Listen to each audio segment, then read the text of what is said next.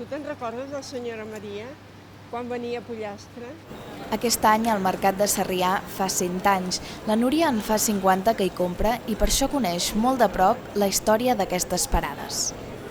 Aquest mercat és com familiar.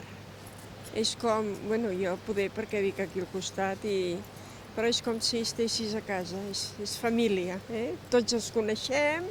I és que la història del mercat de Sarrià està molt vinculada al barri. L'edifici es va construir l'any 1911, quan Sarrià encara era una vila independent de Barcelona.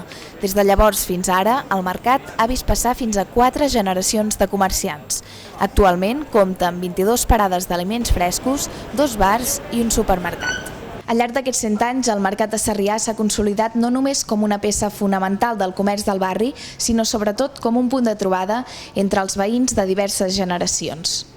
Els paradistes que hi treballen estan molt satisfets del resultat de la remodelació que va tenir lloc l'any 2007 i ara afronten la crisi amb menys dificultats que altres mercats de la ciutat. I ara amb la crisi també ha canviat el sistema de venda, però bueno, és una barriada que dins de lo dolent no es nota tant la crisi com a lo millor en d'altres sectors.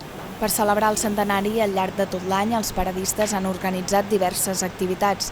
Els segons dissabtes de cada mes s'hi faran tallers infantils. Els dijous les parades oferiran preus especials i també es faran sortejos mensuals de televisors i vals de compra.